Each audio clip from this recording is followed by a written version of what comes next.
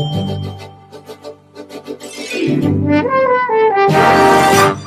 back here on Jones and Company, and today we are talking medicine with Dr. Morton Tony Frankson from the University of the West Indies program here in the Bahamas. Godfrey? Doctor. Yes, sir. You talk about ethics. Yes. When I was growing up, they had poor doctors. You mean financially or Yeah. quality? Financially. Yes. They're very ordinary. I still would fit into that Right. category. But the medical profession, It had it isn't, maybe this is the wrong word, but many of your colleagues Yes.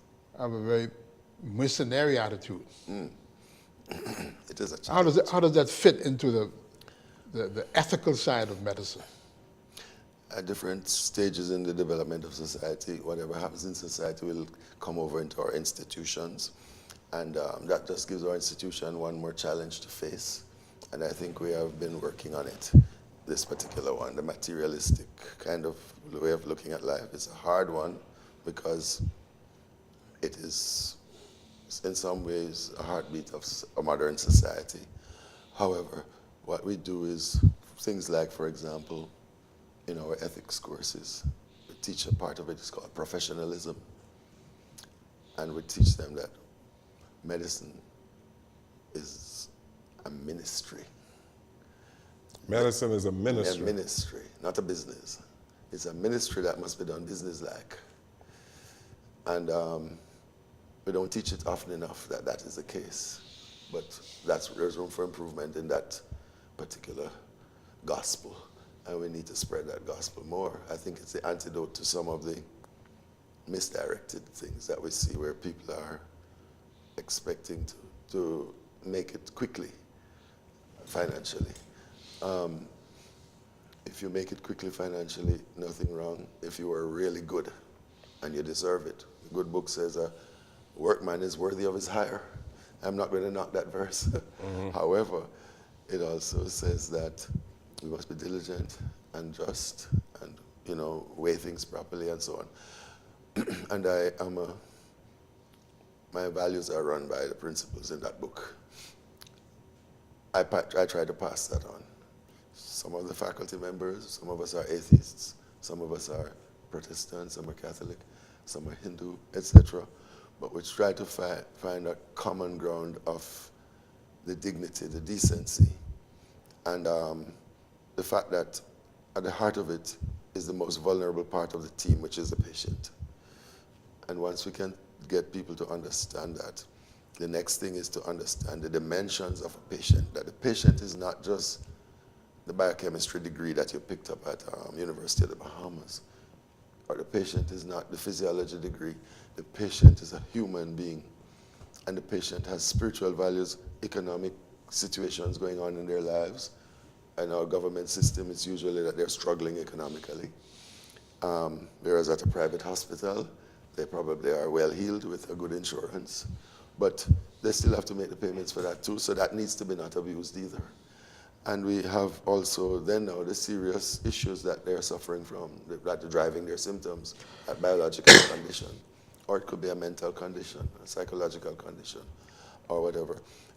And it takes a while, and it leaves us with two challenges. One is, how do you get the message from the beginning? And the second one is, how do you keep on getting that message in through not just to the 5 years that I talked about, but more and more people are now going on for postgraduate. And in the postgraduate times is when they're really expected to delve into the heavy technology of medicine, but also to master even more the human and communication and so on, aspects of it. And that is part of our challenge. Part of our challenge is to help our doctors to see that this is what we need to be doing. We're at if you examine our healthcare system across the Caribbean region, sometimes I worry about what we're doing to society. We are creating healthcare systems where the people just keep coming to us for us to fulfill their needs. I hope for the day when we actually can see people coming to us not only to get a need addressed, but to ask us what can they do for us. How can they work along with us? How can they form support groups for hypertension and diabetes that will partner with us? They won't go maverick and take it off on some fanatical, unproven medical approach, but partner with us, but take the load off of the doctors and the nurses, etc., to do some of the health education and talk it in ways that real practical people who live in Nassau Village talk. We don't know how to talk that way. Medicine has messed us up that way. We know big words, and we can give it a Greek and all of that. The folks down there, in Gambia or in some gated community, they just need to hear a simple explanation of something, and they need to feel like somehow they are empowered to start to partner with us to take care of that diabetes, take care of that cancer, take care of that arthritis or whatever. To me, that is the future of where I would like to see medicine go. I have just a quick story. I have a cousin. He's a professor of physics at Southern University in Baton Rouge. For years, he was trying to get his diabetes controlled, and he went to the doctor. He would always give him a long lecture. And the man is a man of good IQ. So one day, it just hit him. Why am I going to the doctor and just depending on the doctor to run my life and my health? So one day, he walked into the doctor, and he said, "Doctor, sit down. It's a real story. You are now I'm employing you as my consultant. I am taking care of my health. And I want you to guide me where you see me going wrong and steer me, but I am taking responsibility for my health." My cousin's diabetes has been in control since that. He has made decisions that are his decisions, but in collaboration with his doctor and his nurse and his dietitian and so on and so forth. He's walking now where he never used to walk. And he teaches his physics, and he's now living his physics. You see? So I know you have to take, but I just had to tell you that story. I would love to see the average person come in and say, "Doctor, come, we're partnering. I am responsible, but you're not off the hook. You're my consultant." Doctor, Yes. our region, the whole region, has suffering this epidemic of non-communicable diseases. Tragic. Because food, nutritious food, is unaffordable. All right? That's one of the reasons. It's one of the reasons. All right? And that's one of the primary reasons. Yes. Because we have become an importing region. Yes. All right? The other factor is, in my opinion, you deal in community health, right? Yes. There's been failure Yes. at the community health level. There's been, and Wait, let me finish now. yes. There's been failure at the community health level, right? To some extent. When you a big extent. When you look at Cuba, that has been Cuba's strength Yes. at the community level. Yes. Yet, doctor, particularly UWI doctors, all right? You talk about this bringing in new ideas into medicine, right? Right. You don't want Cuban doctors practicing. I don't And know. it stems from UWI-dominated medical profession in the Bahamas. All right. But Cuba has the best system, as he admitted. Yes. But you don't want that transfer of knowledge here to improve where we are failing, Mr. Jones. All right. I'm going back now to my days as CMO, and I'm in that kind of hot seat down there in the. But I read it wrong. I see where you're going, and there is much merit to what you say. But let me address it this way. Some of what I was giving as an example before is really what we need. It always gives me a little bother when I see persons coming on a program and saying that it's the doctors that must fix this. The diseases we have now are not the infectious diseases that a doctor could write an antibiotic for. The diseases Lifestyle we have diseases. now were brought on by the media, the culture, in this form or not, the economic status of the persons, etc., and their choices for eating and sedentariness and so on and so forth. The solution is not going to be just the doctor. The solution for non-communicable diseases is going to be team that we are not really putting into place in the Caribbean sufficiently enough, sometimes because of resources, whether it's cancer or whether it's diabetes, hypertension, etc. A team approach is really the way to go. And involvement of the key persons involved, the ones who are vulnerable or suffering, and getting them more and more to co-partner in taking the lead is going to be the way forward. What Cuba has done has worked for Cuba with Cuban doctors who have been led to respect and comply with their customs and their culture, etc. There are many things in it that will not be exportable to any other country but Cuba. However, there are many things that will be. One of the things that Cuba has done has followed advice from the World Health Organization to involve the community. If you're planning a national health insurance program, don't bring in the community at the end when you're already going to launch the program to say, now we're having a town hall meeting. From the first time you plan, that should be with the community. Let the community help you to pick the consultants who come in for the National Health Insurance Program. Community involvement, etc., is the key throughout.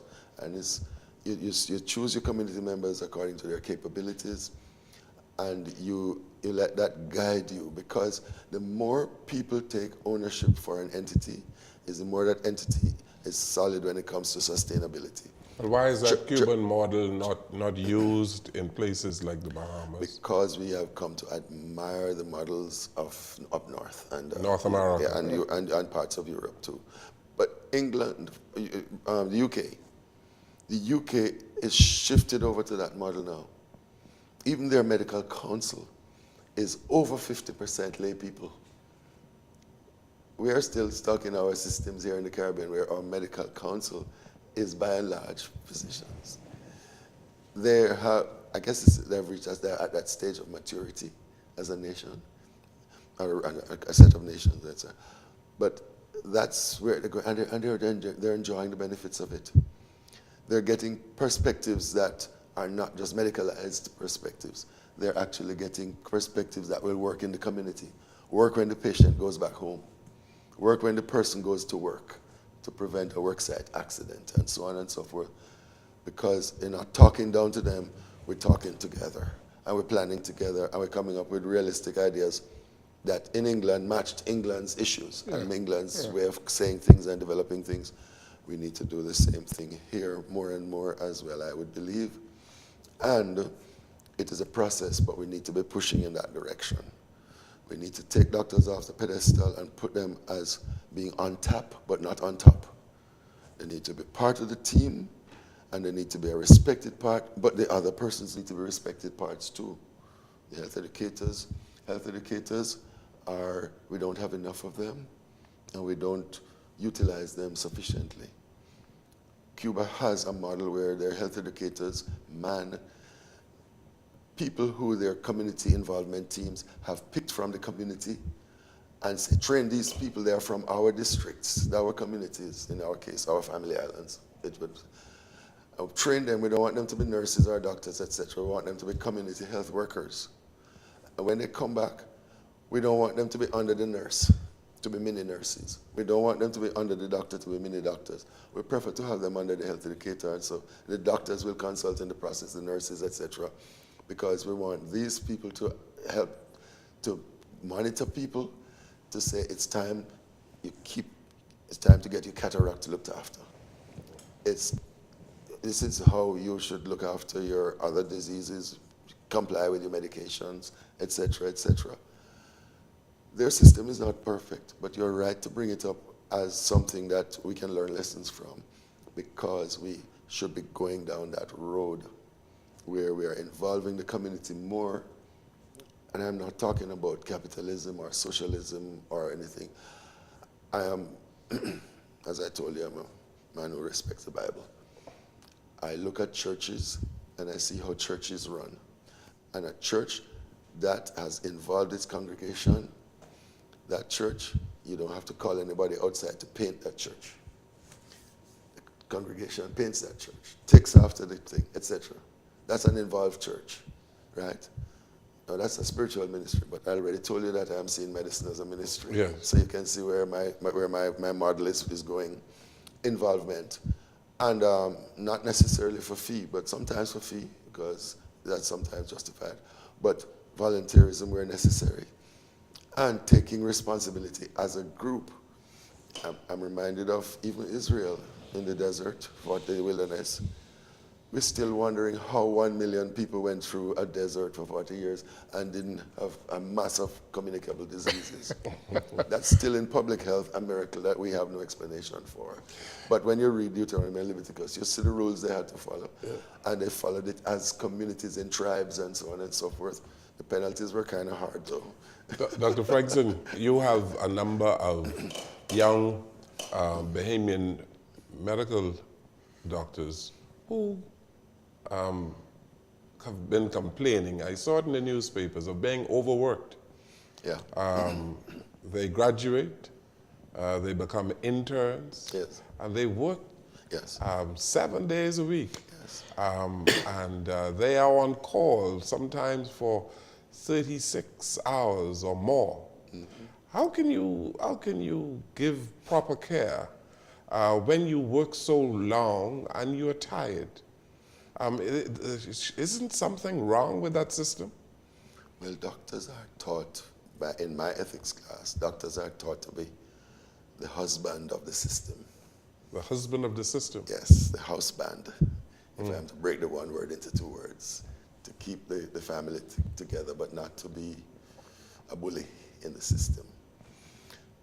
And if you remember in Ephesians chapter 5 there, one of the requirements is that he should lay down his life for his wife. And I guess that's what we've been doing. We've been laying down our lives. So the care that people get, I am very sure that we have trained them properly, these young doctors, and I am very sure that by and large, under the guidance of their consultants, they have been doing good standard of care. Yes, but fatigue is something. But they have sacrificed themselves. Yes. And with that, they've left with bitter tastes about the experience. And that is part of what bothers us at the university. And we're always finding ways to try to advise those who are now the new employers to look at it. It's a tough one. You need to have a lot of experience in a short time in order to get good. But you also need to be reasonable and not hurt yourself, or else you can't learn after a point. And of course, you can make more mistakes when you're handling patients in critical situations that demand a lot of adjusting of the IV, making sure that you're keeping in track with what are the changes in the medications and so on and so forth, getting them to surgery, making sure that even with a disruption in the system, a big accident came in, the ones that are already on the list still get taken care of and so on and so on. So it's a complex thing to pull through. The thing that is in their favor is that they're young and strong. Good book says, I call upon you young people because you're strong. And they have stood up strong.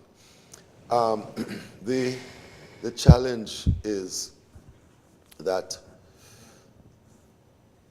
even if we got more doctors at that primary level, the patient director, there is so much to take care of the hospitalized patient that I think we would need even more doctors than we have now. Of course, we don't have the budget for that. At that level, where you're directly taking care of the patient, we are breaking even or probably still don't have enough. Well, you're churning them out 50, 60 right, a time. Where we are, right, and so I'm just showing it's a dicey problem because we're turning them into the areas where we need them, which is where the people are sickest. Primary level. In the hospital setting, that is. But we're not at the same time able to, after they've gotten their skills, etc., and they're moved up to more senior levels, we're not at the same time able financially to keep on a massive amount of those who 2 years ago were just wetting their whistle. Those now, to find a way to get them out in the community, that's what the medical council and the government and so has been working on, and that is not an easy thing. I don't envy them, because they have experience, but so far their experience has been mostly hospital based. So when you need them now at the community level, they need to still have some more transitioning programming going on there. And that is part of what I think you are griping about. That's the next part of my question. Yes. Let me, so that is also, there's a system that is looking at that, and it is back and forth, but I think we'll get it right. my question to you is, how much input do you have in policy? Let Me personally, yes, zero. yeah. I mean, Well, only my influence and my teaching of the students. That's a bad dilemma. That's a sad dilemma. Let me tell you why. Challenging of my colleagues, yeah. Let me tell you why. The government has embarked on a policy of bread basket items. Yes, yes. That's the policy. All right? It is at the technical level that you're supposed to implement that policy through programs. All right? Because the minister can't design the program and design the policy. All right? Some of the suggestions that you made on this program today would indicate to me that at least there should be some trial in some of these communities for involving people from the communities in the healthcare system to implement the bread basket items. Yes. And that is where your input from your level should influence policy. Yes. Well, I'm employed to a certain area, which is the university, and I always make myself available for consultations. But you're a public officer. In the sense of the university employer, and that Bahamas is part of what pays the university. Yes, yeah. Yes. But there's a fine line that I don't cross. And I'm not saying that you should cross it. You should be invited. I hear what you're saying. Yes. I'm open. Any of us faculty members are open, and we are at times engaged. Thank God. I don't think frequently enough, but we are at times engaged. Sometimes even the Ministry of Social Services has engaged me to evaluate an obesity program that they might have, and I've done what I needed to do, and they've thanked me for that, and so forth. But that's not, we're not engaged frequently enough, and in one sense I'm glad for that, because there are not enough of us full-time folks, so we need to increase our full-time faculty at the university. It will serve the country better. It will be a wise investment in my estimation. We'll have more of us available, not only to be talking the talk, but going where the rubber really is and meeting the road there, involved in the action committees, the technical council. But as far as the rest of the PHA consultants, and I know under Dr. Benaby, before he is setback, he was on a program where he was having wide consultancy with all the different expert physicians and so on. And it was a real model program, and I'm hoping it will be actualized more and more. But he had set up a great framework that I think should be looked at and should be pursued of involving the expertise. The weakness of that is, for me, it still didn't involve the community enough. That's the weakness for me, but I'm just talking personally. But this is some of what needs to be done. Okay, let's take this final short break on the program. We are almost out of time, but we take this break and we'll come right back.